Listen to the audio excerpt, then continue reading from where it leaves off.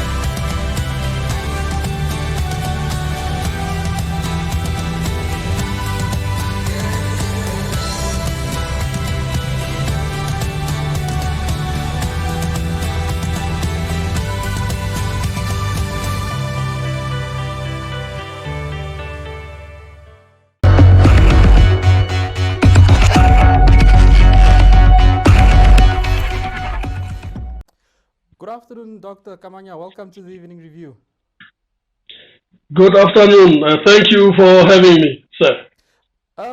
Today we dwell on the issue of the local and regional authority elections. Yesterday or this morning, if you saw the newspapers, Dr Itula and Knowledge Ipinge, particularly for the Sun, we had the headline about the spitting of venom. And to start off, I want to read a quote by councillor for Walvis Bay Urban, where he said, "For me, this is hypocracy. You cannot have gained popularity by being an independent candidate, and now that you have formed your own party, you are saying the opposite. He should be consistent with what he does." What do you make of these comments by Councillor Ipinge? It seems and it looks like that there are cracks in their relationships that we have seen before during the last year's election. Where it seems that they were all in the same team of independent candidates, but now it looks like that harmony is no longer there. But for me, what it's indicating is really the aspect of that independent candidate or candidacy. It's not an ideology that can unite players. So that's what we are seeing, that it's not an ideology to rally around that can make people to fight for common cause and common good. So that is what is lacking, is an ideological harmony for that matter that could bring them together. So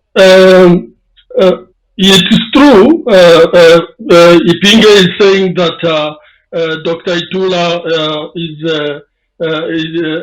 a hypocrite. Yes, there is some sort of ironic in his approach that he was the person or the face of independent candidates, but then when he formed his party, he's preventing the same phenomena that he led.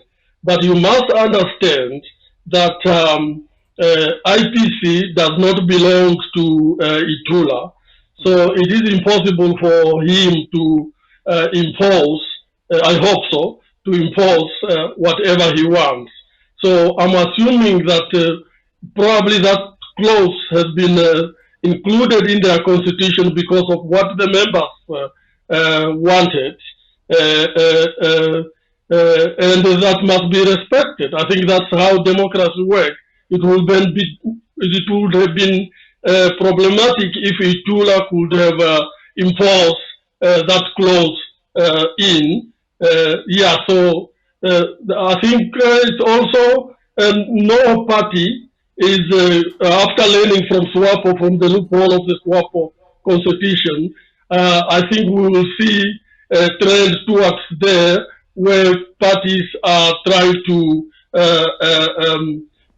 prevent the similar situations that happened to Swapo. So I think in that light, I don't see it as a problem for Itula's party to have that clause, or any other party to have that clause in their constitution.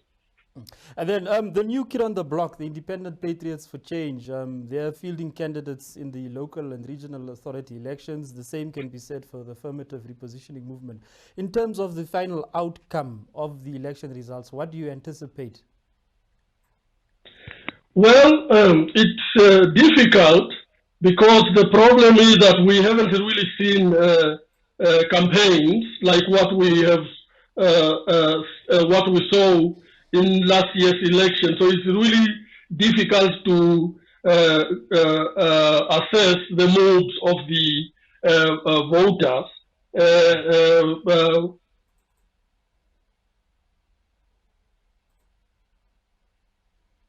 For them being new in the sense that because they are not that visible to the voters, apart from what happened last year when the momentum was very high.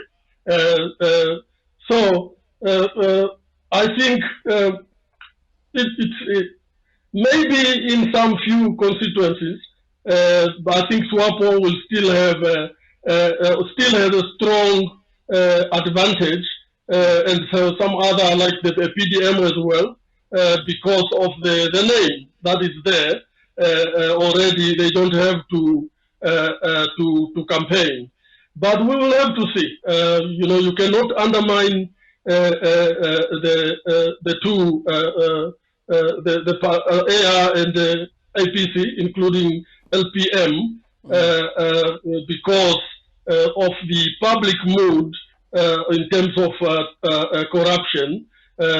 People are angry, I think, and some people might still want to make sure that they vote for change. And also, the division within Swapo is still lingering. That can also help AR or LPM or APC. And then I wanted to ask, Popular Democratic Movement President McHenry Venani has sort of voiced his interest in coalition politics. How important do you think coalition politics would be in taking away the stronghold that Swapo has, particularly in these elections? Well, I'm not sure whether it is important, but coalitions, especially now that where you have a very strong ruling party, so it's not really a good approach for opposition parties to split their votes. So that's where probably it is important in the sense that it will prevent them from splitting the vote instead of really entering into a coalition, and they come out a little bit stronger to match the ruling party. The ruling party. Yeah, from that perspective, yes, but we must also know that you cannot just enter into coalition for the simple because you want to defeat your opponent or the ruling party for this matter.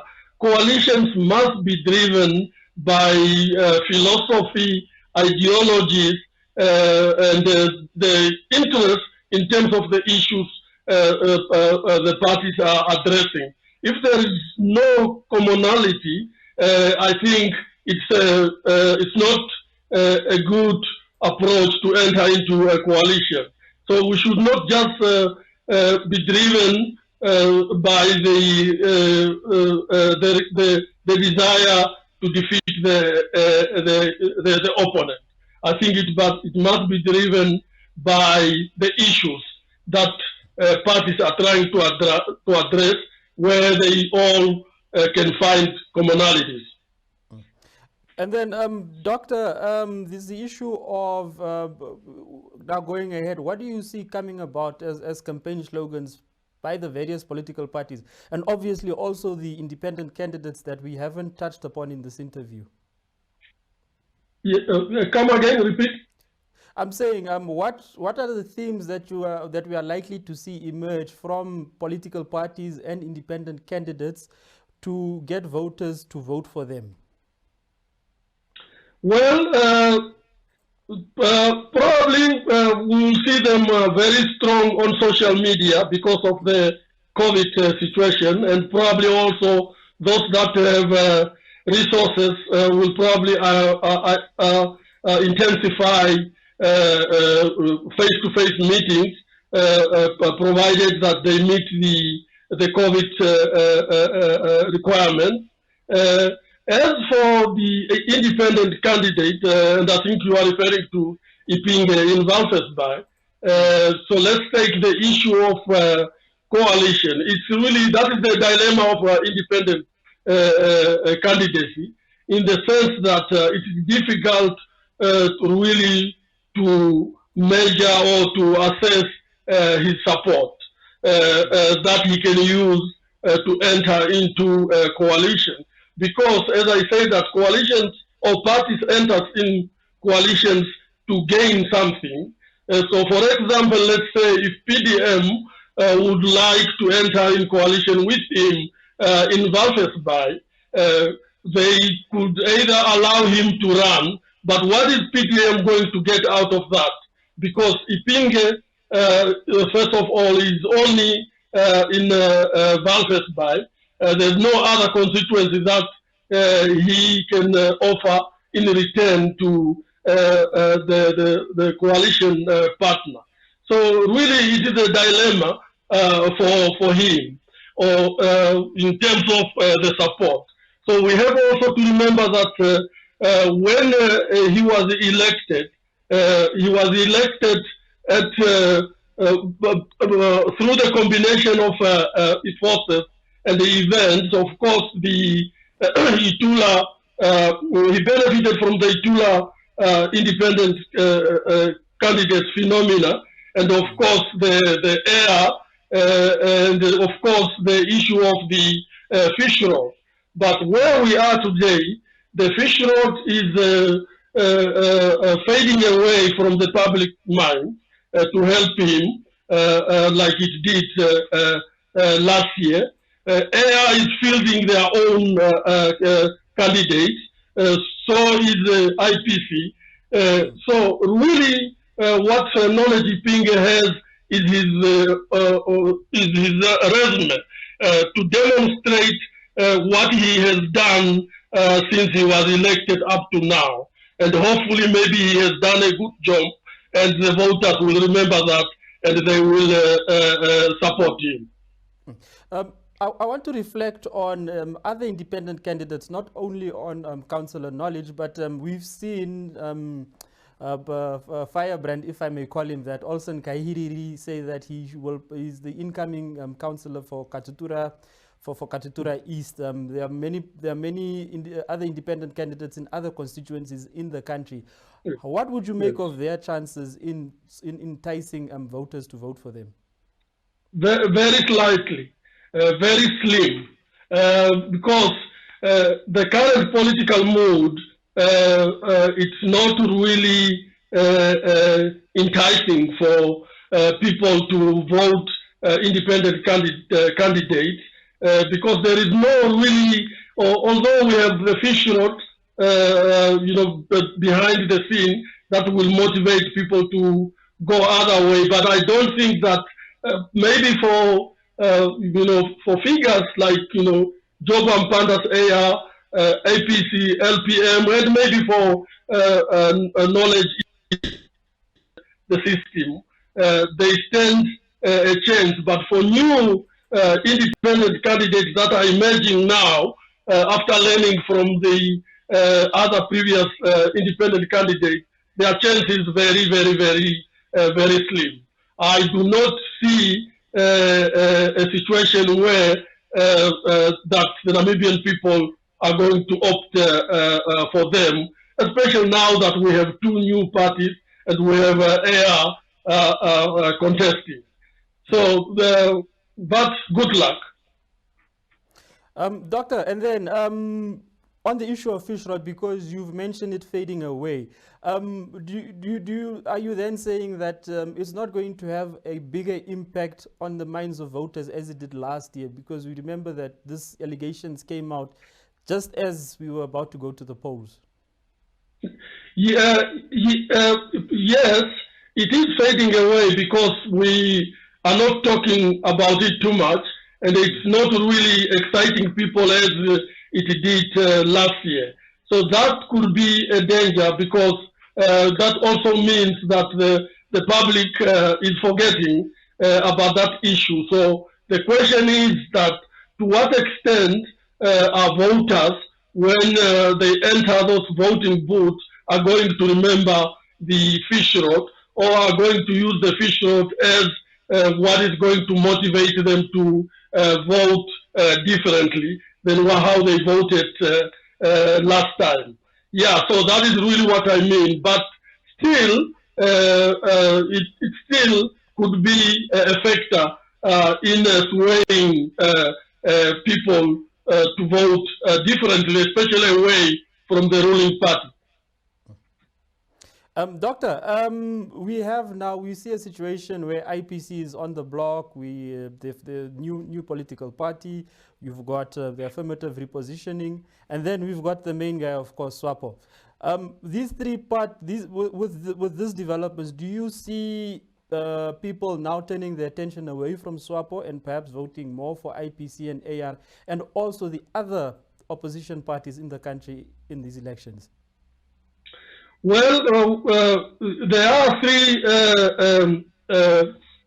forces that I should say aimed at the ruling party in terms of maybe taking away votes from the ruling party. Yes, of course, the Itula, the IPC might benefit from the conflict or the disunit within the party, especially those that are more Team Swapo oriented, and they don't want to leave Swapo, but they might, vote what we call a protest vote, and vote differently, either Itula or AR or LPM for that matter, or even old opposition parties, but I don't think so. But I think from that disunit within the party is likely to benefit Dr. Itula's party. And then you have the AR in terms of the upper hand that they seem to have over the young people. And it seems that the young people might also turn out in number. So it is likely that, remember that a lot of young people used to vote with their parents, and by voting the ruling party largely, but this time I think it's different. So there is also a threat that some votes might be taken away from the ruling party. And there is also the LPM. I'm not talking in terms of ethnicity. I'm talking in terms of the issue that they are raising. And it affects a lot of voters or citizens from the south. And I think that also, because it used to be a little bit stronghold for Swapo in those areas. So that is also another threat where we might see that Swapo might lose southern votes. As for other opposition parties, I think they still remain with their strongholds to various extent. I don't really see them being affected by those three threats that I just enumerated. Thank you very much for joining us on the Evening Review. Thank you for having me. Dear viewer, kindly stay tuned for the weather. Good night.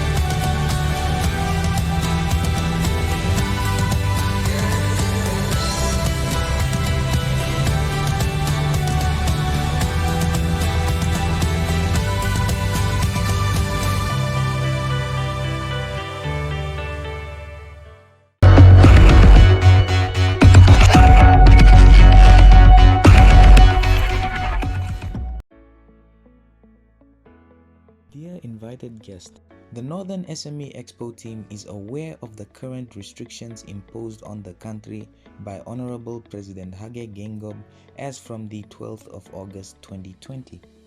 However, we have developed a system that we can use while adhering to the new regulations. Our team will provide you with a ticket that contains details of the media launch as well as a timestamp at which your presence is required. As per new regulations, only 10 individuals will be present in the media hall as per timestamp indicated on the ticket. Thank you for understanding and for your cooperation. We are excited to see you on Friday. For any queries, please contact Nangula Nashandi on 081 4769 304. This event is proudly brought to you by Chico Group of Companies.